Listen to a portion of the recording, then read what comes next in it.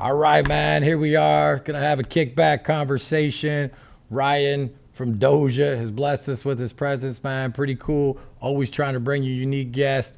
Get into their head, what they're doing, how they got to where they're going. This is Weed for the People podcast, season 2, episode 3. I almost didn't get that right. But, just really appreciate Ryan coming on, man. A bigger name is out there. It's like having the cool kid show up to your party. So pretty stoked on it, man. Just, we're going to roll it out. Got a few questions for him. Try to give the audience or the bud tenders that they're watching some insight behind the man. Everybody knows the brand. Let's pick his brain, see how he got there a little bit. So thanks for coming on, man. Thanks for having me, Elliot. Appreciate it. Cool. Just tell me a little bit about your background, like how you got into the game. I mean, I know you got as deeper roots as anybody, but just the story of like what led you into cannabis and, just kind of that little history. I mean, probably the same reasons as you, but as initially it was probably like the California legalization thing. I was already kind of like, doing my thing. And then I was like, the legalization movement kicked off here before everywhere else. So What year was that? I mean, the first year I got active really like in this kind of like what we know as cannabis game nowadays is like 2008. But I had already like prior to that been, illicitly doing things. However, but that was the first year that I like jumped into the Prop 215 thing would be 2008. And you were doing work in Texas? No, I was out here in OC. My first time I ever got any, units that we were kicking off was from a plug in San Diego. So I was in SoCal at the time. Nice. 2008. So that's 2008, and then like just run it up through, to today, like, well, maybe that's too much, but like from 08 to like. There was a lot of, it was just a lot of different things, but I eventually ended up going up to San Francisco to go to like the Cannabis Cup. That was the 2010 High Times Medical Cannabis Cup, and it was one of the first ones. I think it was the first one, maybe the second one. And so I went up there to meet with some, just to network and stuff. And then some people I met there kind of like caused me to start having interest to go to SAC. So I was going to SAC and talking to people, meeting with people there and doing my thing. And I ended up moving to Sacramento in 2012. And that's where I met some of the guys I still work with, obviously. And then about 2016, shortly probably around this time, around the end of summer, me and my homie he had a little grow going, and we were going to get another house with me and him together. And I just was like on that. It was like Alien Labs was kind of already popping, and a couple of the other local, Cookies was doing. Cookies was actually Connected at the time, but Connected was putting out Cookies. We're actually like, it goes Cookies, Connected. Hey, you're part Catalyst, of that story. I'm kind of part of the. Of course. I seen Burner the other day, and I was like, really, I'm your like grandbaby, dog, right? Yeah, we're all his sons for sure. That part, and then I just decided that it was a good time to kick off a brand. We were in Sacramento at the time. So he was in between Sac and Texas. We ended up moving back him out and me out to Sac permanently, where we had the house that I'm speaking about in end of 2016, and started moving on this current movement. So when did you start Doja the brand? That's what I'm saying. 2008 or so, straight away? No, 2016. Oh, 2016. That's what I was saying. That year was the year that we decided to. Nice. So Sac seems like a little epicenter. I know you got, Caleb up there, Nate D. Sounds like you're doing a little work with the Alien Labs based on the Garage Grow. Like, how was it coming up with, all those games? And again, shout out to Caleb. I've got to know Ted, better over the years, but really Caleb, was a mentor to me early in the game. So I know you got some relationships there. How was it working with them? Sac was a good hub for sure. I mean, it still is. It was very influential in that era as far as like some of the first big warehouses in that region and stuff were kind of in Sac, because they were the first ones that were, I think, if I remember, they were just like more progressive with some of the things they were allowing and stuff. So people were transitioning from like the traditional old school garage and house grows to commercial, real estate grows, and you were seeing that more in Sacramento, and it was like under like where it was like locally approved type shit. So it was like the feds were kind of like you know, Obama or whatever had that little thing where the Obama told people was it not the to. Obama doctrine or the memorandum. Some shit where they were like not supposed to be really fucking with people that were like state compliant, and like SAC had a registry, you know, of cultivators. So I think that had a lot to do with it. The dispensary game, the delivery service game, just the demographic of SAC. But I think it's got one of the coolest weed cultures. I mean, it's got probably, in my opinion, the coolest weed culture in not just the state, but probably everywhere. I mean, as far as the brands and stuff, you know what I mean? Like, and just the people, the demographic of the smokers there is cool. So back then you're doing more on the grow side, or you kind of started to taste I mean, make? I always did what I do now kind of thing, but like I've always kind of also been involved on both sides. You can kind of look at it like if you're a server in a restaurant, but I still went to culinary school. I run the front of the house, but I know how to work. I know how to cook still. You know what I mean? So I'm not like up to standard with the current. You know, I understand the SOPs, and I can talk the talk enough to tell people how my guys I'm working with are doing it, but I don't now have like responsibility of live plants myself. You know, that's a little out of my realm of what I'm doing right now. But you know, I used to work with, you know, plants daily and stuff. So I've had my times where I was in gardens. Nice. So then, like, of 215, any cool stories, little scrapes, I mean, there's things all that you kinds can of share? stories, Drop man. a couple. You know, just ones that maybe people that don't know, or you know, I always hard to like the say cool without ones, like any run-ins with law that you could share, or just whatever, Jack Boys, or all the stuff that, you know, bad front, everything that was going on. I mean, all the law enforcement stories are scary. I mean, one time, okay, here's a good one that just popped in my head. Yeah, there we go. That's one time whenever Sherbinski was still kind of like, it was still kind of like before the orange, before the brand, before the orange. You know, the back in like just the Sherbinski. That was like our first purple strain. The Baccio, just back in the days when you would get turkey bags of Baccio and Mochi and shit like that. I met him over in the East Bay, like off of the freeway one time in the Prop 215 era, of course. And you know, I was working with him pretty heavily at the time. But I remember meeting him off the freeway on some, you know, shit that I normally wouldn't do because we were both in a hurry, and he was coming from Frisco, from the city, and I was coming from Sac, so I met him like in East Bay, El Cerrito or something off the freeway, and I just popped my trunk. He threw the weed in the trunk, came over, dapped me up, and I took off, and I got on the freeway, and about like 3 minutes after getting on the freeway, I got pulled over, and I was like, oh shit, they must have seen, like, you know, at first I don't know what they know, you know. Right. So like I pulled up. That feeling right there. Yeah. Oh, yeah. So I pulled over, and I think I exited the exit and then made a right and then just pulled over, and then they came up, and I don't even remember what they said. They were just like something, boom, get out of here. And I was like, all right, cool. So it was not really a crazy story, but you know, to me at the time it was crazy. I don't want to go too far into people of the other stories and stuff that have happened, but that was a crazy one. Just meeting with like Sherbinski probably like the third time ever, you know, and he was just like throwing me these. I hadn't even paid for them yet, like, you know, got pulled over. Shit could have went south, but yeah, those were the first ones. I was able to get our hands on that Sunset Sherbert cut. That was like the first purples. Back then, I think we were getting like, I don't know, 22 to 24. Once we got that cut. Yeah, those were like high. Those were high. 34. Those were 32. That's what I was gonna say. Yeah. Those were 30. All the sherbs and stuff were like, that shit made the stuff go to 32 for sure. Because it was like you said, it was like 2,400 for good weed. So maybe like your boys might tell you 28 if they had some, like, you know, up north in Frisco, you'd hear some shit about should be in 28. Then those were like 32. Then you start hearing the 4Ks. Caleb's the king. I know. He would pull it. Yeah. Caleb's the reason everything went to 4K. Yeah. I always say he's the one guy I know that stayed at 4K for the longest time. Respect of anybody. He had a lot of influence over the market too. Like he set that price point. You know, a lot of people followed suit to that. You know, because the demand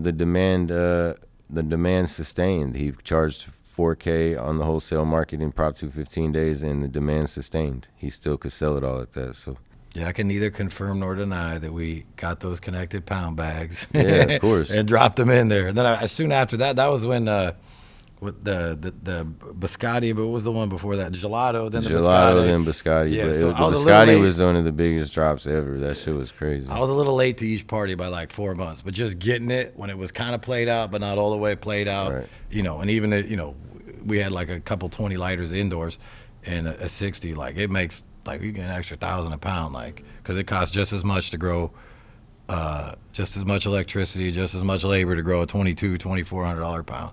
So shout out to Sherbinski. That was our first purple Sunset Sherbert strain. Sure. I don't really, yeah, as far as crazy stories, I mean, another crazy one is like when we had that grow in Sac. This isn't crazy, but it's just typical grow stuff. Like I had to like sell this. I owned this house. I didn't own it outright, but I had got a mortgage on this house and I had like some equity in it, like 40K or 50K. And so I ended up selling the crib just to cash out my equity to be able to build out this like garage grow where we like put up, we like built, put framing in and everything, and it had like, it wasn't fully sealed, but it was like as close to that as you can get in a garage type shit. It was a decent little build out in retrospect, but we put a lot into it. And then in like the second, I think the second harvest, the first one where we were really going to actually have some, some shit that was viable and was going to make money off of, we got that letter from the Sac city that we had to do the inspection. So we tore everything down, put it in the just the plants. We left all the equipment up, took all the plants down, put them in a U-Haul truck, parked the U-Haul truck down the street, took the lights down, just put them in the corner. That way the dude came in, it looked like we used to operate a grow or whatever. We didn't have plants in there at the time. Like he came in and was just like, so he rescheduled. So then we had to like pull him in, do the same shit again. Of course the harvest is fucked. And he comes in, and basically when he came in, he was like, yeah, something tell you running a grow. And, ended up to where we ended up having to tear the shit down because it wasn't cool. They were at the time, this was when they were kind of transitioning over. And they were like, everyone was getting visits. Even 6 lighters were getting visits from the sheriffs. So I was like, man, fuck, we'll just tear it down. But, it was just kind of disheartening at the time because I put like almost all my bread into that grow. And so I like tore it down. So basically, just in the last, that was in 2017. So it's only been 7 years. I mean, I was like completely broke at that point, Dude, these are motherfucking dog years. So we had a similar one where our original grower was not good. A little bit of a shitbag too. God bless him. Yeah, they fucking didn't do the power right. So we blew the fucking, the main, like the whole thing fucking exploded, and they knocked, and then we had to take it all fucking. Same thing. Took the fucking L and hella shit used to burn down. Like it used to be pretty sketchy. My boy that I used to grow with burned a house down one time. You know what I mean? He was on the news. Like there's hella shit that happened. Well, this guy ended up burning a house down in San Francisco, like a few years later, and then he came down here to like do some. It was a long story. Do some contracting.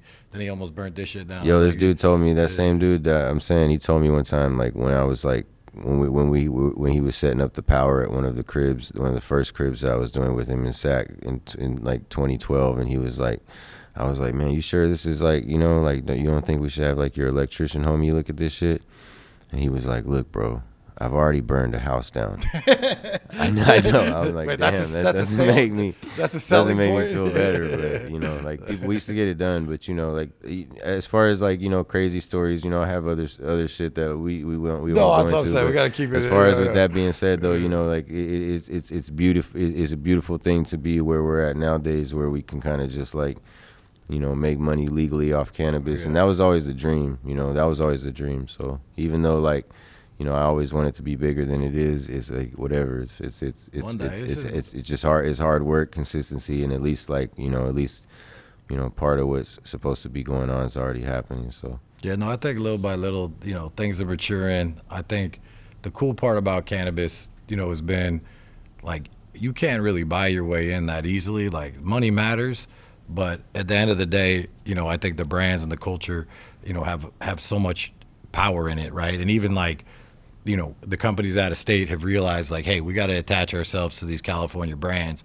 And even though right now California is the hardest place to do business, I think by birthright, fast forward, whatever it's going to be 10 years or whatever, we're going to have the last laugh on being in the toughest state because most of the culture is going to travel east, in my opinion, and, eat it all up. Let me ask you this, since we're talking about the transition from 215 to rec and like just continuing on in that transition, like let me split it in 2 parts. How is the rec customer different than say, somebody who's more just going to the plug, right? Okay, so like how has that been? That's a good question. Because it is a lot different, and I think like trying to figure that part of it out. And I know a lot of people that we put on that are moving and whatever, and just watching everybody's journey to try to figure that out has been fascinating, just to watch guys and how they kind of jump into it or whatever. So A, what's the difference between the rec customer, and then B, like how's the transition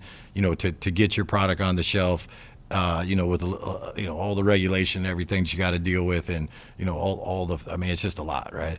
So I think that the rec customer, I feel like is more, you have to like really deploy traditional business, good business, to kind of like lock in rec customers. I feel like with the traditional market, people are more worried about hype. I don't think hype really matters in the rec market. That's beautiful, because then it like levels the playing field down to like what's really quality, what's the right price points. You have to talk to people differently in the rec market. I mean, in the rec market, people don't want weed that tests lower than 25%. So as we're selecting, I think that's changing, but we'll see. So By as the way, we're Ted selecting, they launched one that was 23, so their minimum's 25. Yeah, and we're selling the fuck out of it right so now. like shout out to Catalyst because I have stores that won't even take it, even if it's my top seller and it's like 22.6, and they're like, yeah, we can't even take it. So like Honeydew is an example, and that's one of my top sellers right now. But it's like, with that being said, when it's up to us as to move forward, though. It's like, because normally I don't really have too much of a, like, if that was a reoccurring issue where most everything that we had was testing lower, then it would be like, okay, the customer needs to understand that these strains that they like the taste of just don't test those numbers. But the fact is that normally there's a phenotype in the mix that we can select, or most of the shit that we're working with, I mean, just genetically speaking as well, is yielding varieties that are testing over 25%. So it's not like a crazy bar to hit. You get what I'm saying? Like almost everything, like I just tested almost every test I do, and I actually work with a good lab. I work with a lab. It's funny that I work with a lab that finds microbial issues and stuff like that, because, and people are like, oh, maybe if they're always failing some of your batches and shit, some of your batches fail from them, why you still work with them? It's like, because I want to actually know these things. I want to put out product that I know is safe. So I'm going to work with the most stringent labs that actually are coming up with the right numbers, the shit you talk about. Like, I don't want to, I'm sure that I could find other labs that put everything at 25% and shit like that. But it's like, I'd rather really know the real numbers, select the right genetics that will give people the numbers that they want and still have the flavors that they want. I believe it can genetically be done. So it just makes the bar set higher on people like my boy Rusty and I that are doing the genetic development. It just makes it to where it's like, now we got to make shit that actually tests like that. That's cool. Yeah, I mean, I hope they get away. I wish they didn't even test. I think they're clamping, so it's going to change. And then just my understanding, I'm not an expert in it, but just from kind of asking around, like, a strain is going to test between whatever. Like, some strains test between 18 and 21. That's the best you can do with the strain. And if you grow good, it's 21. If you don't, it's 18. Some strains test 22 to 25, right? Most strains are testing in there indoor. And there's never been any correlation that's been made between Emerald Cup winners or whatever judge you want to say and THC. And I think the customers are starting to learn, and I think the numbers are coming down too, because the DCC's right clamping a little bit. I think everything 25 is like that's a good average though. Like, I mean, even back when we used to, before all these new school labs and shit, back when we used to test shit, it was like everything was like 23, 24. If you got 25, you were hitting hard. Like some OGs were 25, 26. That's still what it is. Yeah, exactly. So, I think genetically we've pushed the bar up a couple percentages, but as far as all that 30% shit, I mean, I don't know, man. I still have the same lab test. It also has a lot of variables of when things are tested. The variable that the customers in the rec market don't understand, and that's stuff that we need to do more education on. But it just takes time. It's a new industry. Is the whole like variables of the other cannabinoids and the terpene combination that creates what is the entourage effect. Is like, entourage effect is what you really feel when you smoke. You can smoke a low THC strain that busts your head and makes you feel a certain way, and this might be just because of the terpene combo with the other cannabinoids and CBN, CBD, and all this kind of shit together. So, that's another thing. But another thing to understand with the rec market customers that I'm starting to get to is that we work with mostly all the genetics we work with are hybrids. We don't have any true indicas or sativas anymore. Everything's hybrid. They do have indica dominant and sativa dominant hybrids. So if we're just talking about as far as, yes, everything's a hybrid. If we're going to go in the direction of indica leaning, sativa leaning, I've never personally classified my strains before because in the traditional market and just in the medical market, it was different. I had a delivery service back then. So in the medical market, we weren't really as much of a brand as we are nowadays. We've evolved to having a brand. So I've never really had to classify my strains until I made the transition into the Prop 215 market, to where it's like, okay, like, this is, and then it's like, I'm kind of like going off of what I know to be. It's not like we have genetic testing. I mean, I'm looking at like this indica sativa testing. I'm looking at the leaf structure. I'm going off of the effects as I know. I'm looking at the growth stretch. What's your take on that? You think the indica so sativa I thing think is indica mostly and bullshit? sativa thing is not. I think what we have it perceived as in the rec market, and then we're speaking on the rec market consumers. I think what they know as indica and sativa is just like is maybe not necessarily. It just is the whole broad perspective of what indica sativa means. I think that it's like, it may be something that might encompass that too, but like, for instance, I guess what I'm saying is the whole effect thing. I don't really necessarily, and just with the growers and the breeders that I've worked with, when we speak of indica and sativa plants, they're speaking on growth structure and the leaf, the stretch of the plant, the indicas being more short and bushy and the sativas being tall and stretchy, more long-winded strains. Flowering times are a little longer. The leaves are real skinny. The indicas having the fat and broad leaves. You understand what I mean? So your interpretation is that it's really more how the plant grows. Not that 100%. Indica takes you down a notch. Not the effects. That's what I understand. Right. And I also understand this to be that, like, when we see certain different selections, when we're doing these pheno selections, we'll see plants that sometimes the plant's a little stretches a little bit more and has like thinner leaves and I'll be like, okay, that's more of a sativa dominant hybrid, like of this same variety, where you may in the same variety, same seed stock, have one that's a little bit shorter and stockier that might grow with the fatter leaf structure, and then therefore could be more of an indica dominant hybrid in the same seed stock, in the same strain. You know what I mean? So it's like, I think it's phenotype specific, but in terms of the rec market, you have to speak to these people that's how they, that's the language of effect to them. And that's just how the standard is. So we have to kind of like learn how to. Do you think there's a correlation between I the think plants that look effect. like so they're now with that being said, like, I believe there is a sativa and indica effects. I believe that, like, and these are where I'm not an expert. One of my my favorite strains that I like to smoke is Gelinade. When I go into the grow rooms and I look at the way Gelinade's growing, I mean, it doesn't grow like a sativa. It still has very, tight structure, and it looks like a Gelato 41 the way it's growing, and so it's definitely a hybrid, but it gives me this certain head effect. Now we're speaking on effect, so I don't personally know if that effect comes from the CBD THC combination with the terps, whether it's just like the entourage effect, like we said earlier, like if it's the the fucking limonene or the myrcene or some of the terpenes that I'm like feeling that little head band that I feel, or if it's because it's a sativa dominant strain. So I don't know that. So for me to be like, yeah, you feel that way because it's a sativa, I would be lying because I don't know that. But I do feel like that may be what it is. You get what I'm saying? So it's like, these are things where it's like, I don't feel like the expertise levels is a lot of it. It's just not there yet. So it's like, we have to speak on what we understand as, this is still, it's like culinary technique.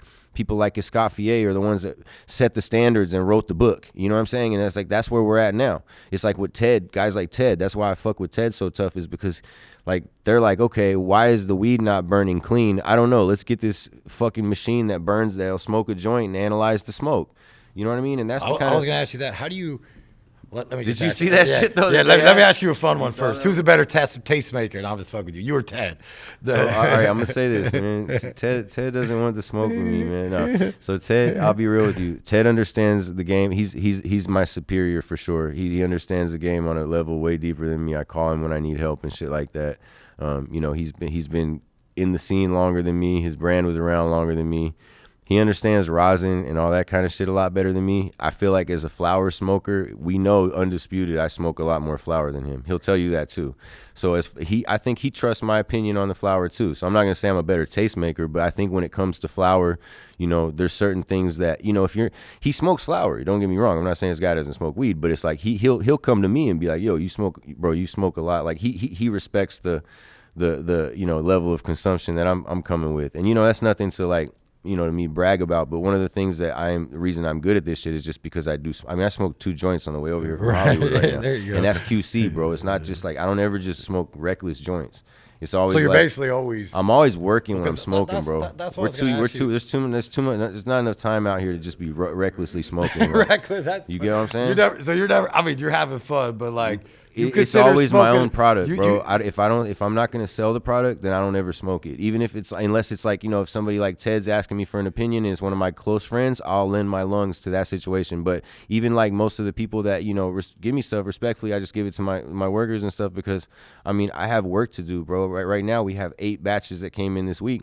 You know, I have to smoke all these batches myself, and I have to spend time with them. It's like I can't just smoke them one time. It's like, you know, we smoke them one time, don't like it, that's fine. Fuck it, I'm not smoking it anymore. But sometimes I like to smoke them throughout the curing process, smoke them after they've been packaged, smoke them after they've been, you know, sitting in bulk before they got packaged. Like, you know, just trying these different times That's to where, some like, game, I 'cause- understand. Yeah, that's some game right there on So the I'm tastemaking. constantly like gauging my product. I'm never just smoking to smoke. Like, it's like, yeah, I smoke because I have a habit too, obviously, but I'm using that habit to make it like to work for me, because it has to be something that you come from a level of expertise. If you're not a consumer of this product, how are you going to be able to like master what this product needs to be like? So I'm coming from like, okay, yeah, I don't really like this one, and that's why I'm killing strains. You know, you'll see me killing strains all the time, running through shit, you know, okay, putting out stuff that I didn't like. You know, sometimes I put out shit and I'm like, damn, after the fact, I'm like, damn, I don't even think I really like that one. Like, I'm not going to ever run that shit again. You know what I mean? Real talk though. And you know, it's like sometimes, and that's Well, just so me. that was a question I was going to ask you. So on the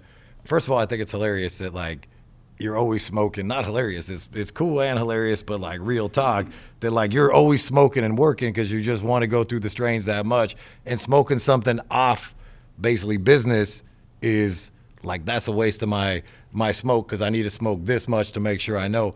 But when you're taste making, so you got what you like, right? That's one taste, and then you're taste making though also for the consumers, because I would say is if anybody on the planet, like you're naming top 5 tastemakers, like top couple, your name's in there, right? Like go fucking ask anybody in the game. Make a top 5 list. I better be in your top 5. I mean, arguably That's top, right. your top 5 I is don't say too much, but I better at least be in the top 5. Top 5 If is you're like gonna use the easy. word tastemaker, because Yeah. I feel like I was pretty close to the formation of that word. I don't know which one of my friends made that word. Maybe top first, couple. I'll but, be you in, know what I you mean? know, Thank yeah. you, dog. Yeah. Hey, but with that being said too, you have to cross reference. So I can't just be like, I deal with multiple cultivators. You know where all my stuff comes from the railroad stuff up north, the Drew, and you know, my guys down here in SoCal. I got a bunch of work right now from Angel City, so I have, you know, relationships where I give genetics to guys, the stuff comes back in. I'm constantly cross-referencing between facilities, comparing SOPs, and then, you know, sometimes part of this, when I say that I do it for work, sometimes I will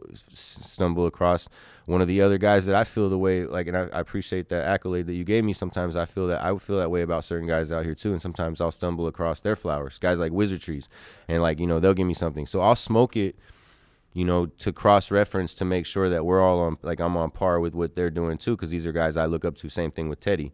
You know, when Teddy gives me something. So if I'm you're like, gonna drop something, do you like, I don't want to say double check it, but like you get more input? I usually do what I want to do when it comes to this, but I feel like most of my team and I have a real close consensus at this point. And, you know, like, it's something that, like, not everything that I like is going to always be well received, and I'm cool with that at this point. I don't get, like, my feelings hurt. My emotions aren't really in this as much anymore as it used to be nowadays. I'm more like just business, and, you know, I want to do the best that I can do. You know, I want the service and the products and the strains that we come with to be shit that people enjoy. So if people are like, yo, we don't really fuck with this one, then I'm not going to cry about it. But at the same time too, I also have to have you have to have enough individuality to be able to, like, sustain through these kind of markets where people go to these single varietals and everything's revolved around candy. And if I would have, like, followed everybody's demand at a certain point, then I would only be having one strain on my menu. And so I couldn't always follow the demand. Like, sometimes there's going to be times where you know, what we're doing isn't popping. And I've told people, like I tell my team that all the time, like, you know, sometimes there's going to be times, and from the outside looking in, maybe people don't understand those small waves, but it's like for us, it's like sometimes things aren't always what we want it to be, but it's like that's just the market reception. And then usually if you stay consistent, what we know to be good normally gets what comes back around. You know what I'm saying? Let me go back to the tastemaker thing, because I'm thinking about it now, and we kind of were like flirting with it, but I don't. Are you the OG tastemaker, like the first one to really claim it? Like, obviously the term Burner. I think Baby Burners. Burner. I think Yeah. Big Burn's. Okay, we'll give it to Burner. You But know? like, of what's out there in the game, like that term, like when did it kind of?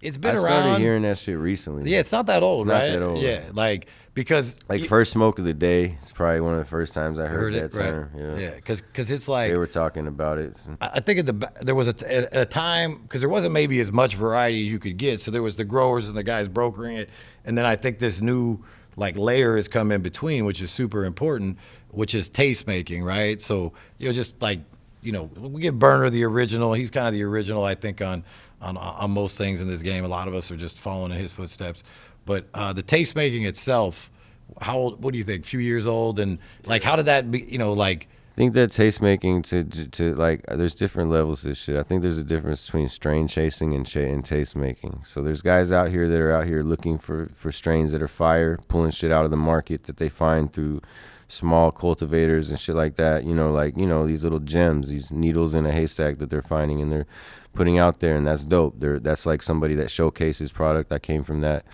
And that's a good way to build your foundation. Taste making, the way I would define it, is something that's a little bit more intricate of a process. Me personally, now I have used my network of the clones and stuff that I have access to, and given those to a reputable and close friend of mine who's a known breeder, who has been able to we work together to curate a roadmap of what we want to do genetically.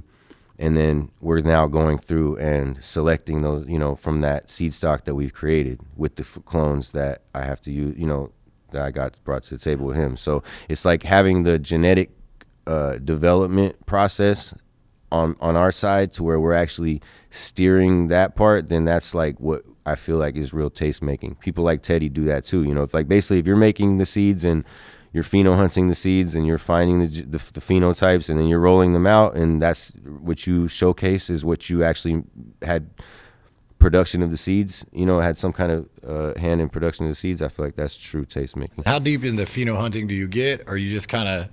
So I do, we sell seeds too, man. So like there's a lot of stuff that comes to me randomly that I don't expect to come, I'm not like really planning on. I mean, obviously I expect everyone to find fire phenotypes out of the gear they buy from us, but sometimes I'm not planning on shit coming back the way it does. I'll have guys bring stuff that is like crazy that they found in our gear, and I'll take the cuts back and put them in production.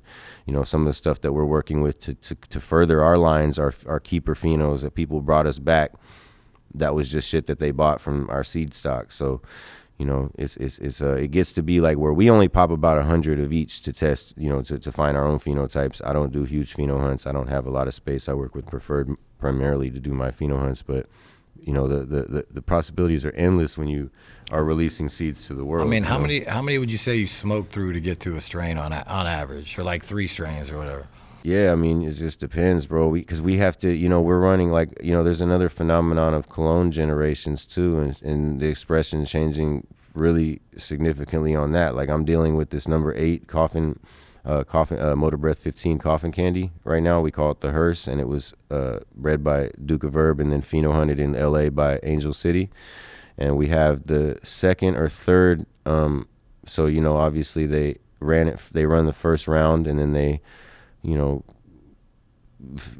test if it's viable and shit, and then they were like, yeah, we can run this. And then we have now the second round, and the second round of it versus the very first testers of it, way different expression. It's almost like a whole different strain. So it's like you have to run things multiple times really before you can really like see what it's going to stabilize as, even in like even in the other direction. There's stuff that was really fire when we first were running it and people really liked it, and then it seemed to just like fall off pretty fast. And it was like, it wasn't the demand fell off, it was that like the shit changed a little bit. And people you think even when you get to a strain, like it doesn't necessarily mean 4 generations later it's going to be good. I don't think that. And I think that it can be, and I think that it can be for years. I mean, look at Gelato 41. But I also think shit can change, because if you think about, and I don't know, I don't know if we call that actually, it's some kind of form of genetic drift. A lot of people genetically will tell you there's no thing as genetic drift, but I think there's some kind of form of it, because if you look at even just like the 41 from back in the day till now is like, it's a little different. It's not the exact same. It's very similar, but it's changed a little bit. But that's one that's a good example. That and Skittles are genetics that have held up through the time. And I think that's kind of what like having a good strain is. Like, will it hold up for fucking 10 years? Are you still gonna want to smoke it in 10 years where it's like, okay, that shit's still fire? Like, it's still, you can put a good batch of 41 and Skittles and some of these other classics out right now on with the best new weed, and it's still gonna hit like that, So it's like, I think there is something to do with finding the strong genetics, and I don't think everything stays. Not everything stays and thrives throughout the generations. So that's something we see too. So it's like there's a lot of different variables. It's not just as simple as pheno. You asked about the pheno hunting. It's like once you find that pheno, it's like you can't even put too much. Can't be too excited about that even, because then it's like that shit may change up for the better, for the worse. Like, you know what I mean? Like, you never know where things are going to go. I mean, obviously you have a good idea, but it's like things. Things can change. No matter what brand it is, they drop 8. There could be one bust in there, and it's not necessarily as bad. It's just people didn't pick up on it. Even in the vape market, like I'm only trying to put out one per though. Yeah, that's good. One pheno per strain. Right. Yeah. Per strain. So like if we're doing like pheno hunts like of different varieties, I'm only gonna pick one per. I don't want to do like give you guys like how they used to do, gelato. Like you said, it was a different era back then. People didn't have a lot of different. 43, 45. Yeah, you know what I'm saying? Like, I'd rather give all. Yeah, no, that was the first. I mean, with the sherbet was the first. It's funny. Then the Skittles is hard to grow, so it yield yet less. We'd always debate like, man, we want to grow this shit. And then the gelato was like, all right, now I won't say how I got it, but it was a friendly. And then like back then to even have the cut, you were like, you were plugged, yeah. So you said something that it's interesting that I never really thought of, because weed is so much different by the time it gets to the dispensary in an 1/8 bag or a jar, right? Versus like what it looks like in the pound, because it keeps a little bit more moisture. And so you taste make after the fact too. All the way through the way till like even like right now. The other day I was pulling stuff off the shelf that was 30 days from the packaging date, and just to try to, we normally try to pull it at 30 days. So I was pulling it off. I was trying to pull it back and then actually QCing it then to see what, how it would have been had it been bought on that day and stuff, just to, still gauge how things are. So yeah, I'm smoking all the way through the process of like, I want to know exactly when that shit's turning too. You know what I'm saying? Like, okay, I know in my head, like, damn, that shit's 30 days old. Like, it's still is getting closer, but it's still decent. Like, you know what I mean? And it's like, because this is produce we're dealing with, man. The year. You know what I love about everybody? The year that they have on the. Almost without exception, everybody in this game that's successful, even from, Josh, who we had here in the lab, to Raw Garden, to you, the passion that anybody who is going to be successful, that gets put into the work and those little extra things that the next guy's not doing, and just the hustle and the grit, and to have that level of performance, to take it that notch up, to go to that level instead of just, I'm going to hit it, tastes pretty good, go in the back. Because that's like 80% of probably what's going on out there. But just to see that extra little follow through, and then if you look at everybody who in the game is surviving, whatever their little niches that they carved out, or like how they're attacking it, they're attacking it in a way very similar to that, like doing it to a level that nobody really is like exerting their will on. Somebody gave me this Mamba jersey, like straight up Mamba. It's pretty fresh, by the way. But straight up Mamba mentality, even though it's tasting and it is not exerting yourself like over an athletic, thing. Like every little point of the game becomes, you become a student of that. Let me switch it up real quick. I just think that's super cool, man. Just to see the passion that goes into it, and even taking it a month off the shelf just to see what it is. And then again, I'm impressed with the like, yo, bro, I smoke a shitload of weed, but no outside smoking. I'm always wanting to try to find the next thing and test it.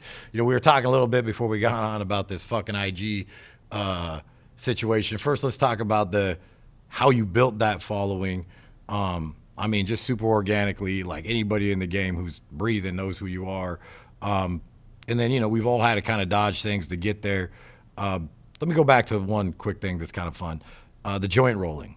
So you're like the best joint roller on the planet, maybe. Yeah, like up there, top 2, 3. I'm a top I'm a two, good 3 regular taste everyday makers. joint roller, but I'm not as good as some of these But guys. you did one that went viral. You could do a drive. I've seen one where you're on your page where you did one drive-in, right? Yeah. So, like, what is it with that? Like, that just practice or just? Yeah, it's roll a shitload of joints. You gotta be intentional. You know, I see a lot of people that roll a lot of joints and they don't really like try to make them like they don't really care. I guess it's just about. But you know, I don't really proclaim that I'm the best roller. I think there's a lot of my friends can roll better than me. But I also like the joints that I roll the best. You know what I mean? Like I just roll joints that I like to smoke. I'm not really a glass. That's the way tip you guy. consume joints, I'm like not, no bongs, yeah, really. I don't No, they're really just. do- Yeah, I mean, you know, I smoke. I'll hit the bong for the culture, but I don't feel like you get the best representation of the flower flavor and shit out of the bong. and then even all the way, you'll watch how it burns at just every part of it. Yeah, the whole way. You got to see if it burns right all the way down to the end. What do you think of the white ash thing? Is that? I mean, I think that I just put out an article of this on my website, dojadirect.com. Check it out. It's a pretty good website, pretty good article. But I think that to sum it up, you know, I don't think that means a lot as far as because, you know, there's a lot of shit that burns clean white ash that I don't really like.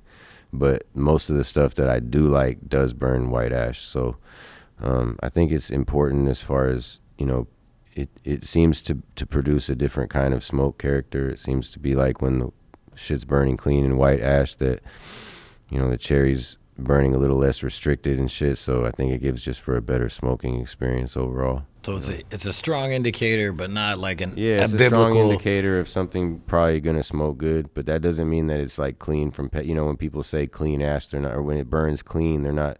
That's different than the product being clean, or you know, it being like, you know, this shit could be full of PM and it's burning white. Like just because it's burning white doesn't really mean that it's like, you know, it's not indicating that it's not bad. It's just indicating that it's burning right. That's the whole thing. For those of you powdery Smokability, mildew, in man. case you don't know.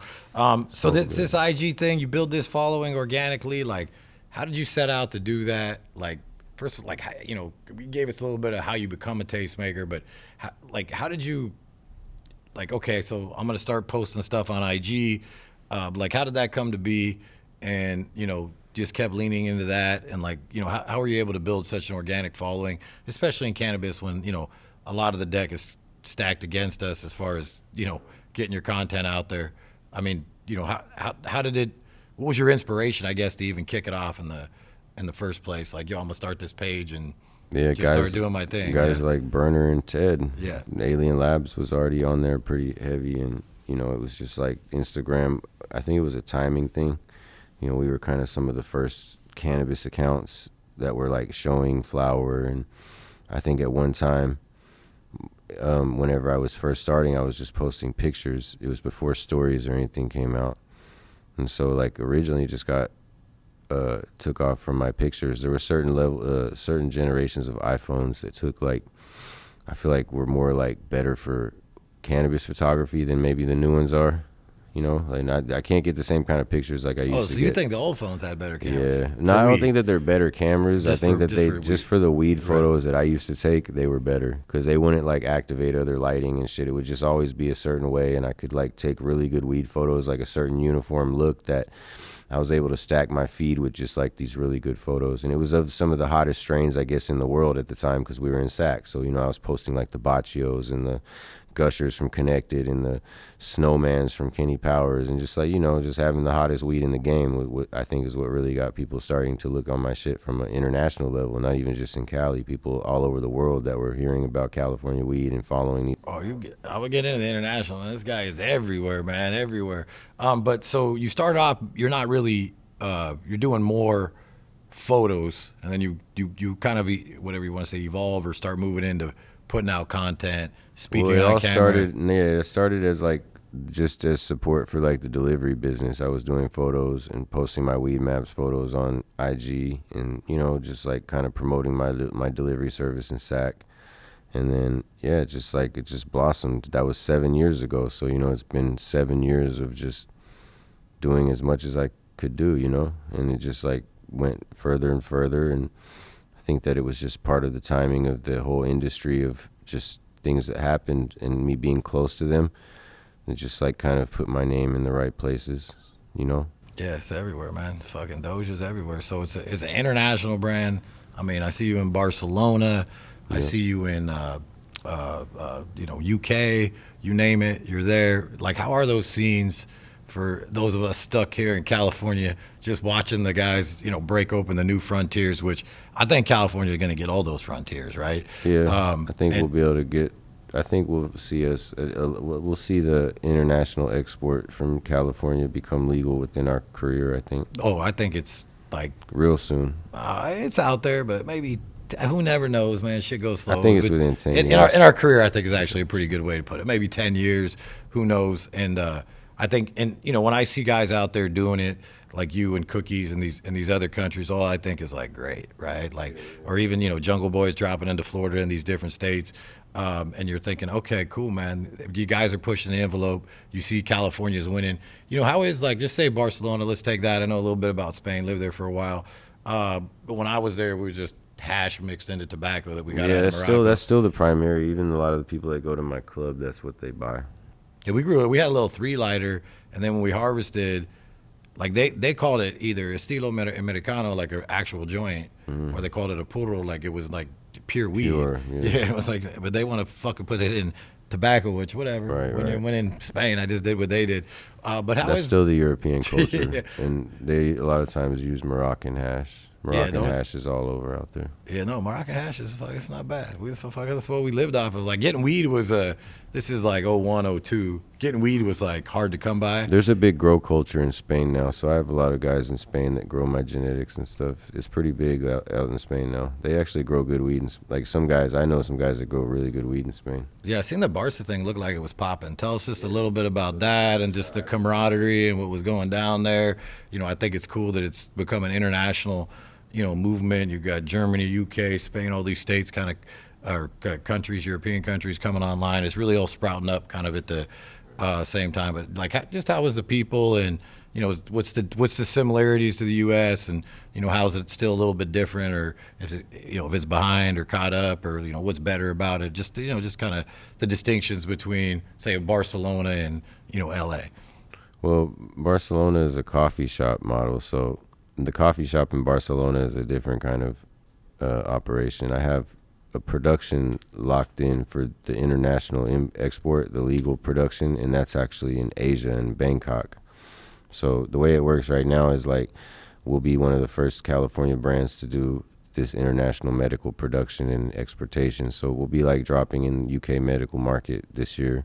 That's going to be branded product, and then same thing with Germany. We have a deal in Germany lined up. I have a deal in something that I'm working on in Switzerland. So I'm going to just like line up with the right people in these different places. I have ability to produce in Bangkok and then export through a hub in Portugal legally. All this is legal, banking money. And so, I'm going to roll out the medical export shit and try to get into most of these new blossoming markets. I would say as far as the consumers, in places like I was just in Germany at Mary Jane Berlin, and I've been to all over Europe and places in Asia as well. But I think that Europe, the market is probably one of the better markets. I think that they have more of an understanding of what they want in cannabis. They're not just looking, I guess the common consumers probably still smoke the cheaper, more price conscious, but there's there's a high-end consumer market in Europe that's really thriving. It doesn't seem to be so gimmick based. It seems to be more product quality based, which is cool to see.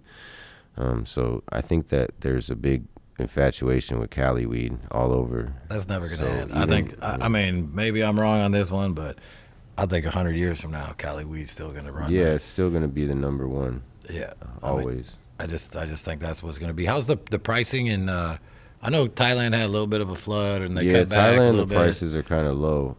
In Europe, like for, in Europe, it's pretty high. And it just, you have to understand that for the European market, just like I'm talking about with this exportation for stuff from Bangkok and stuff legally, they're used to an exportation model. A lot of those countries aren't production countries yet, so they're just used to having to pay exportation type pricing. You know what I mean? Because that's what it is. It's not grown locally yet. And some of these countries, as they come on, don't even want to put in legislation for growing. Like, I don't believe I don't want to name countries, but I think like the Czech Republic, maybe, like I don't think you're going to be able to grow there. I think that they just want to be able to have everything become imported, but it'd be through export deals. So I think that, I can see Europeans having a little bit higher taste, like the they wine. do have higher taste. The wine, the food. They're a little just more having, discerning on yeah, what they want. Yeah. They know what they want. They like that's cool too.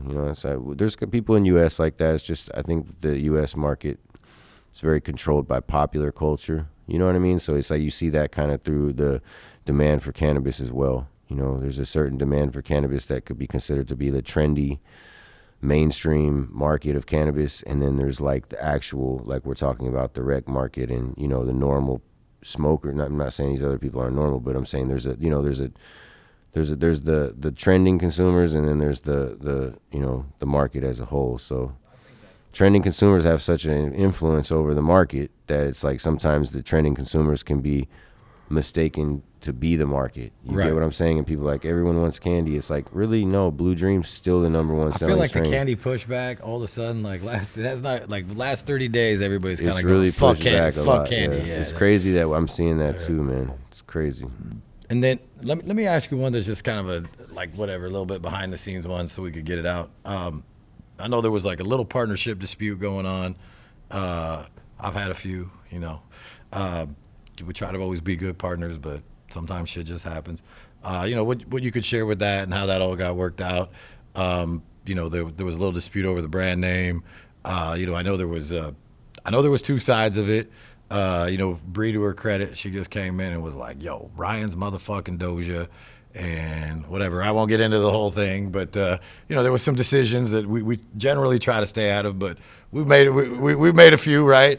Really, as much as I would like to say, hey, I put my thumb on it. She was like, yo, this is what we're doing. I was like, yo, I roll with you, dog. Let's get it. So Bree definitely, in so much as there was a debate about it, or again, we do control the shelf, so we get to choose from time to time, or we just get stuck in it, pick a side or whatever. But what happened with the dispute, and whatever you're comfortable sharing, and then how it stands today. Obviously, you're still rocking the Doja brand, so it seems like it must have got worked out in some fashion. But I've heard all sorts of different versions of the story. So I just figured, what the fuck? Why not ask the man? I mean, just to sum it up, so the dispute is still ongoing. I mean, I have to pay my lawyers tomorrow, actually, so.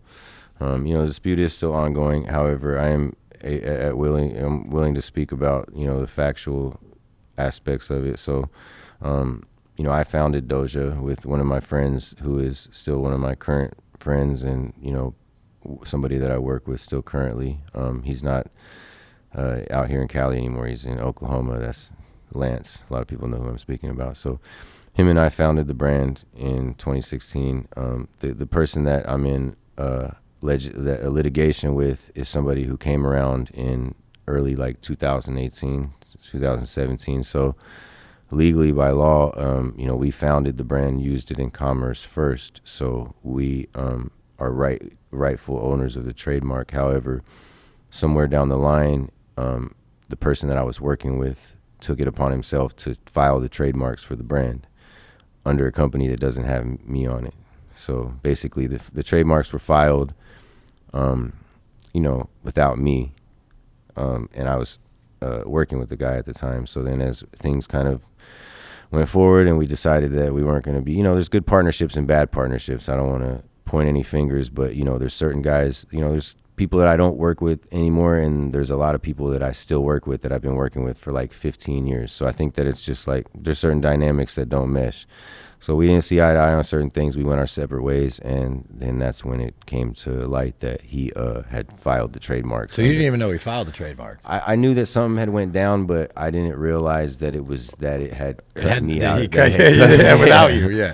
That had cut me out of the deal. Yeah. So and then you basically said it. So again, I'm not a lawyer, but the first right in is the person who used it in commerce first, and I was on Weed Maps as a delivery service, paying franchise tax board payments to the state of California. So I mean, we have our case is done, but it's in just costs hella money. You know what it is. But I mean, with that being said, too, I'm in talks with the other party. I mean, he Him and I are hopefully going to come to an agreement, but you know, at the end of the day, it's we just want to have, you know, ownership of what we originally founded. The name is, you know, I don't know what it is. You know, honestly, it's Elliot, got a personal value and a here's money something value. that I've never said on camera. I'll say Right. something I've never said on camera. There we go. If the name wasn't so personally attached to me as an individual, I would have let it go. Because I can do this shit again. I can do it 100 times again. I think I'm not necessarily attached to Doja. I think that the value that we have is in my network and in the work that I do. So I'm very confident in that, to the fact of, just like I told you, I'm locked out of my Instagram. That's why I don't stress, because I don't think that Instagram defines me or my success. I think that the work that I do, my network, you know, my vision is solid. It's good intentions, and that's what's going to drive me to get where I'm going, not Instagram, not this name, Doja, none of that. So if it wasn't such a reflection of me, then I would have probably let it go, because I don't want to do what we're doing right now. It's ridiculous. But it's just that, you know, the other party needs to understand that if I was to have let this go, it would have been coming back on me for years, and I just don't want that. It's like Burner not doing cookies anymore. No, I get it. Like, You know what I mean? it becomes so personal of who you are and what you are that, like, it's beyond the money. It's like it's like another, you know, not quite on the level, but it's like another one of your children, like your birthday. And it's just you know, people call me by that name. It's a fucking persona that I can't just shed it and give it to somebody else. You know, it's already, yeah, exactly. It's like it's too ingrained in your identity. And then again, you know, a lot of people think trademark trumps. It don't trump. If it's in the marketplace, and again, I don't know all the facts of the case, but if you've been rocking it, right, and then somebody else comes. Well, and that's why like, when you said that I have the ability to continue to rock it, is because, you know, originally there was cease and desist orders filed against me and emergency restraining orders, and the judge ruled not to disrupt the status quo of the brand, which is me being what I'm doing. So basically, we had, you know, a court quick into the, like, you know, initially into when the case was first opened, where he addressed this and tried to shut my situation down, and then they basically told him, like, hey, we're not going to disrupt what people know as. Yeah. So he filed like a TRO or it was like, injunction. yeah, some shit like that. So circling back to and you know, hopefully you guys sort it out. Fucking, I mean, it has to. Yeah. I think it gets most things get sorted out, right? It's like a little bit of posture, and then they get sorted out. Circling back to the IG thing. So, like, you know, I'm going through it. I think everybody in the industry, look, I've been hacked for fucking sure. You know, the page says that I'm not who I am, all this other stuff. But this one appears to me, and we were kind of just bullshitting before we got on, that they have some new AI that they've put out there, it's because hella weird, man. Because it's everybody, right? Like, you know, Stizzy lost her page, CBX lost her page. We got bud tenders getting cracked up. You know, we lost one of ours. My shit's on fucking life support, no live, no collab, fucking bottom of the feed. You know, I'm trying to build another one. You know, what's your theory as to what's going on? And then I liked your answer on, like, you know, how you keep moving without it. But, you know, I don't know if anybody has a theory. But, you know, what is it like just to, you know, we were talking a little bit before we got on, just to lose the page, at least temporarily. It's disheartening when you have built the page a certain way, and then, like, originally the first thing was, like, I was getting deleted all the time, and I had to stop posting weed pictures. So I had to archive all my beautiful weed pictures that are the reason that I built this community in the first place. And then it just got to be where, you know, like, I was just getting, picked on. I wasn't able to go live and just do all kinds of shit, man. It's just like, to where it was like I'm always under shadow bans. People, they're limiting my engagement and stuff, and it's telling me, like, yeah, your shit's only shown to, your post can't be shown to non-followers. And I was getting a lot of that. It's just like, and then, you know, I guess the bad part about it, Elliot, is that I have so many scam accounts, which is probably one of the reasons that my shit's hacked right now. And these scam accounts a lot of times have, like, the similar amount of followers. They'll have 200,000 followers. A lot of the people that know us follow them, not knowing it's scam accounts. And so then it's weird how a lot of times it seems like the scam accounts aren't shadow banned. They come up first. You know, it's like they come up first. They're out here scamming people. I've seen accounts that, there was a Doja account that got a blue check at one point, and it wasn't me. And it was a Doja Pak account, like a fake account. So it's like they don't give us the support that we need to run legitimately. And now you have all these, instead of just giving the brands like us legitimate, like, okay, you have the, you know, license, you have a DBA, you have licensing in your state to do this, then let's let this person live on Instagram. Because if not, then it's like you have all this fake shit going on, and it just dilutes the whole community, and now it's like, who's really getting hurt? You know what I mean? Yeah, well, the big one I left out was Burner. He lost 2 million to build 180,000 followers. Is he still off? Yeah, he's I think it's like, I'm gonna get it wrong, Russ Buffalino or something funny. But it just sucks, man. And like whatever, I won't build another one. If they take me off, I'm done. You're done, really? I'm done, yeah. That's commitment right there. I'm but done, bro. I'll have a social media team run the Doja Direct IG, but if I don't get my shit back, I'm done. I don't have time in my life to be worrying about that shit. I have a lot of work to do with the seed company and everything, and like, yeah, man, sales, it sucks, you know, but whatever, man, we got to keep moving. I'm not going to spend the time to, you know, try to build it again. Like, I hate being on it anyway, you know, so it's like, if I can get away, maybe I'll be the first guy that doesn't have to have one. You said there was a little relief, You know what which I I mean? thought was interesting, but just so everybody understands, to build 180,000 followers It's a full under commitment. a shadow ban is fucking almost impossible, Yeah, I right? was So at like Burner almost getting to 2 million, 200K. right? I can't think of anybody else that really has built it. You know, I know Beard Bros lost theirs at like 100, but just, you know, because you don't show in the feed, you don't show in the reel, and like they're basically silencing the entire cannabis community over something that, like, you know, we're doing something that's perfectly legal, right? At least at the state level, and just to get the account taken down. You know, anybody, I think, you know, just as an outside cannabis thing, like, everybody should have the right to free speech, even if you hate what they're saying, right? As long as it's legal, right? It should be free. So, you know, hopefully you get it back. I like your attitude about it, though. Like, fuck it, man. We just keep going. What's up? I just don't know who's in it right now. Right, yeah. No, I was Don't send anybody money. Don't send anyone money. Well, the ones we get knocked off, I even had, like, so I got like 3 or 4, and it's like creepy as shit. Like, they take pictures of my Oh wife yeah, they even steal all my pictures for sure. Yeah, my They'll wife steal even my somebody words. creeped on her account, hella and it's weird. like my own kids with us in the jacuzzi, and they're skiing. It's like, whoa, who's doing all that? And usually the giveaway is there'll be one more extra dash. So our store accounts get them all the time, and then guys will text me. And by the way, those never get fucking taken down. The guys will DM You can me. report them, and they will send you the thing that we reviewed this account, and it does not seem to be against our guidelines. I'm like, motherfucker, this dude is a fake ass account with my same ass pictures, and that's not against your guidelines. Like, obviously, that's some weirdo shit.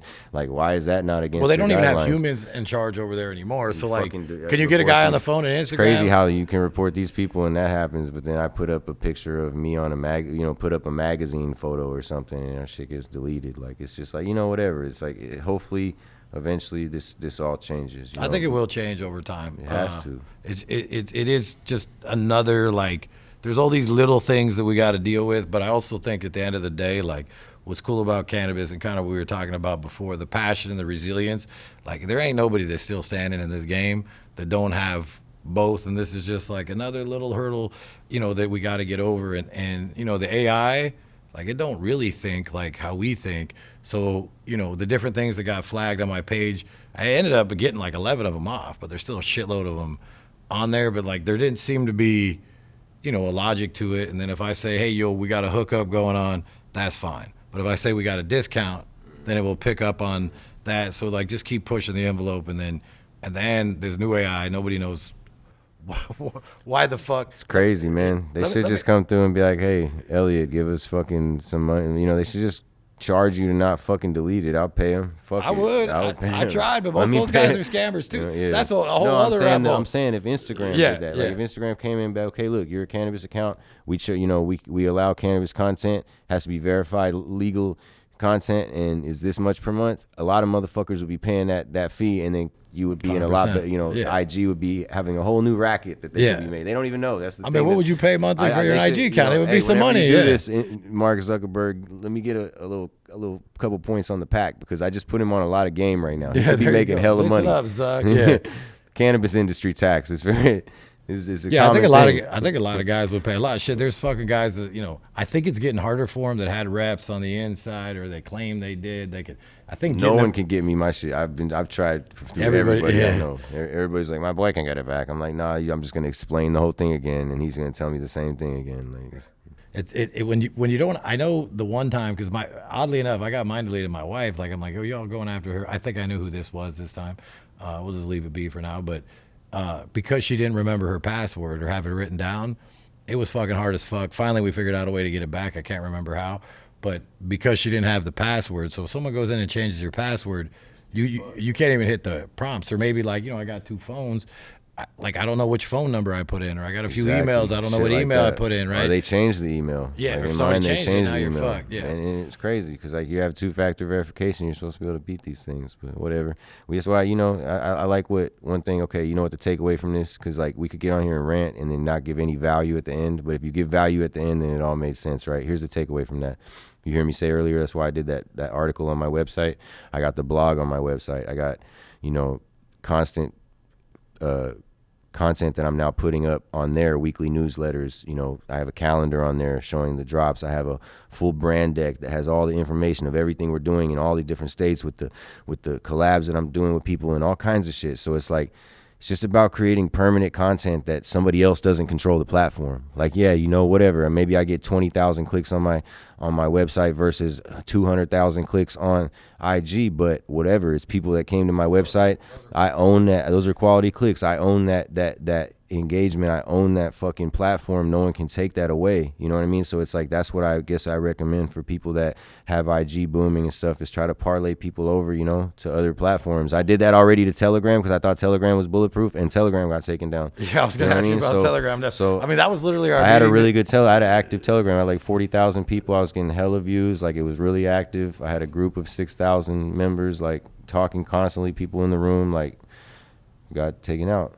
And how do you think that, like, and just real quick, so that was, we had a meeting this morning, everybody who's standing here filming this, on the content crew, same shit. Like, okay, IG is what it is.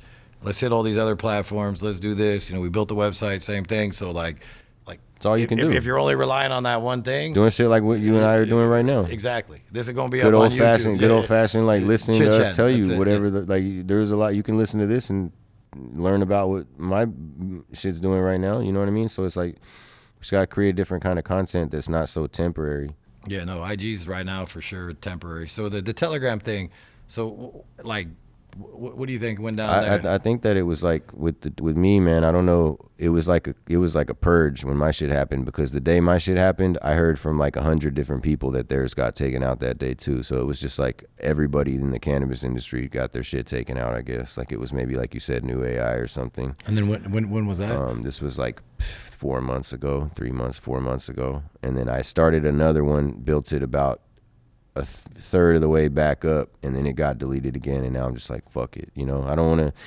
I get to where I'm like, I'm not going to keep putting the energy into it. It actually takes a lot of my time and energy to be on all these social media platforms, and I would rather work extra hard and get out of the hole of having to be on that shit, honestly, man, if I can. You know what I mean? I always tell people, like, there's a lot of guys that aren't, like, you know what I mean? 1% of my day, right? I'll do a little something in the morning. No, I know. Just to get it, yeah, like in a grinding 88. If you're good at this social media shit, it's somebody like you that has a good presence on there, gets in and gets out. You know what I'm saying? Like what you just said, that's a little portion of your day.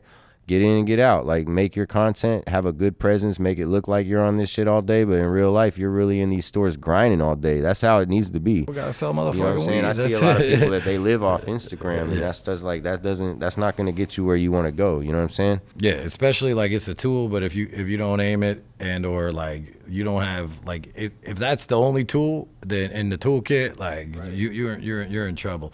Let's flip back to the rec market and then kind of close it out with like what the future is, what's going on. So you got a new rep? Is that like, I understand you got a new rep that's Shout out in the to stores. Jacob. Yeah, he's my boy Jacob Heyman's out here. He's doing his thing. We're doing specials at your stores on Thursdays. We got shout out to all the Catalyst bud tenders, all the capos. Yo, man, y'all watching. Yeah, I know the man. bud tenders are watching, man. We need This is passion right here. This is like, everybody always sees the jar. They see the brand, right? They might see like a little bit clip here and there on IG, but when you get into this deeper content and you explain how the taste making process works, what you put into it to get here, how passionate are you are about it. Like, I think when they're moving those jars, like, just remember that little bit in the back of your head and your subconscious, how much went into what goes into that jar. I think that's just a powerful message. So getting that contact with the bud tenders, because ultimately, and I always say this, and it's just real talk, like, they're the biggest influencers, especially Instagram aside. Like, the biggest influencers are the bud tenders. While we're sitting here for this hour, we probably did 1,500 transactions. Instagram doesn't really influence rec market weed sales, man. No, I don't So I think they're the number one influencers. I think that influencers on IG don't really, that's some like, that might influence hype and shit like that, which may transition over to sales in other markets or something like that I'm not really that aware of. But I know as far as real sales, bud tenders are the number one influencers.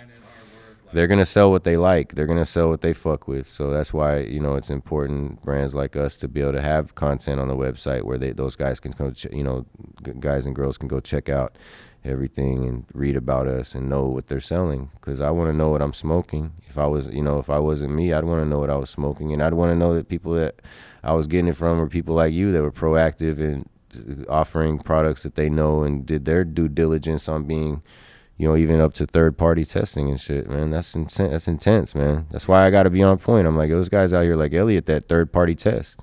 Yeah, no, we don't want to get the high, stupid, inflated numbers. We want real numbers so that whenever he tests our shit, it's the same number. You know what I'm saying? Yeah, I think at the end of the day, the numbers thing's going to come down. You know, it's primarily in the carts because it gets concentrated. But, you know, just having gone through it and talked to people, like, that's going to get fixed. Like, I've never been more confident. From like the last week and a half, 2 weeks, everybody in the industry is now like, hey, we're going to test at this higher level of standard. Yeah, the DCC has these 66. We're not going to let people, you know, beat the test. And I think as anybody in the industry, the minimum bar that we owe the customer is like, yo, we're delivering you safe process. Yeah, like that's the minimum. Hopefully with top quality weed, but at least if you're smoking boof, like at least it's safe boof, yeah, right? Safe so boof. So that's what it is. What's your favorite strain that you ever brought to market of all time? I think the best thing I've ever actually had a part of creating in any kind of way was the peach tree. We're rolling it out right now. It's a Gelinade cross. Gelinade's probably my favorite strain of all time, but I didn't have anything to do with the creation of that. I was close to the guys. Shout out Connected Caleb and Jordan from Blueprint and stuff. But I was really impressed with the way the peach tree came out. And that was one of those random cuts that came back from one of the dude that would always come to our Thursday night Hollywood events. He was always asking for seeds. I kicked him down some seeds of like that we had from a variety that we didn't have enough to sell. It was just shit we were hunting. It was the Gelinade cross to P41, which is our afternoon pineapple gelato 41 cross. And so he went pheno hunted those, came back with some testers. It's crazy. I reran it. We're on like the 5th generation now, and it's like it's about to get a really proper rollout. And in my opinion, it's the best work I've ever done. When's that dropping? It'll probably be in your stores. It'll be in your stores in 2024. I mean, we're the next batch. I think they have like a whole table coming, so we should have a good batch like within 3 months. You know what I mean? There you go. See, it'll be in your stores this year. It'll be in your stores this year, and it'll be the best thing that I think, in my opinion, that's the best. Proprietary to our brand. That's a bold statement. The best, but and it's proprietary to our brand. It's our own creation, 100% exclusive to us. So what's the 3 year, 5 year? Like you're going international, which by the way, not many guys are able to scale this internationally yet. Like you're, in a small handful. Maybe Cookies is in there. I'm trying to think if anybody else is even scaled like that. So like you're going international. I know you're getting into other states. By the way, I know almost everybody, directly or indirectly in your network. You work with some of the people that I just fuck with the most. Yeah, thank you. I think I work with the best, right? Yeah, I work with the best. I know them. I fuck with them all, right? Like, and then like you said, just finding those people where like the ones that aren't trying to get one over, where it's symbiotic. Like you just end up working with those people for 10 years, 15 years, because everybody's, this guy's handling this, you're handling this, everybody's winning. But what do you think, like 3 year, 5 year Doja, game plan is? What's it looking like? Well, I do think the symbiotic thing is important. All of my 8 states that I'm in legally, plus that Bangkok. Rattle off the 8? I'm up to 8 now. What are they? Washington, California, Arizona, Pennsylvania, Michigan, Florida, Massachusetts, and Nevada. So I was going to say all of those states, and then also Bangkok, Thailand, is all people that are connected to facilities here. So it's all like throughout my network. If I could have done all these deals without Instagram. This is all genuine, like you telling me, hey, my homie's out in Texas, want to get you some lights out there. That's the kind of shit, and then you being like, my boy is already running your shit here, is running the shit there. Like, hey, we'll see. You know what I'm saying? So it's like, it all came organically. So I do think that 3 to 5 year, real quick, man, I think that I just kind of quit putting hella pressure on myself, as far as like I came with a good goal of what I want to happen, and eventually with the end goal kind of thing, which is more of a 10-year kind of goal. and then I'm just gonna grind every day. Cause like, you know, I can't put all these like timelines and shit on. I don't feel like timelines are healthy goals.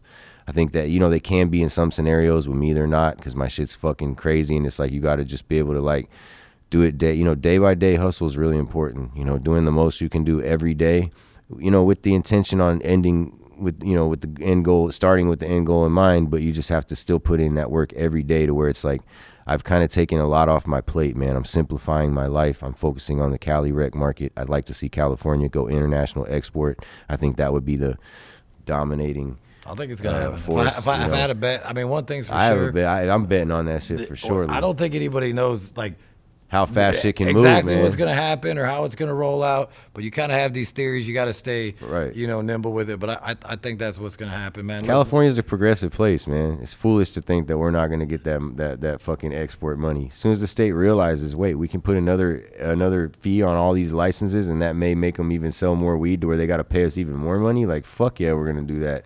What do you mean? I think the bigger problem is going to be, you know what I mean? I think actually, funny enough, the states, like, you know, you take whatever in Illinois or Florida, they don't probably want ship weed from California. And you know, maybe who knows how it'll be, but maybe they won't allow it in some places, and then maybe some places like fucking Nebraska doesn't want to grow in Nebraska, and they just want to import, and everybody there's gonna be screaming Cali weed. Or maybe it's an international thing. Maybe there's countries like Austria that don't want to grow, and everybody in Europe wants California weed, and it's a higher price point, and now California weed gets bought up because of that international aspect, and now we don't have the oversaturation that we once had, which then creates a balance in the recreational market that trickles down to things being back how they used to be. Because one of the things that mind fucks me is the problem with the California market, because like you said initially, is this really is one of the biggest markets in the world. California is a huge state. That's a legal place. You know, we got 30 million people here in LA, so.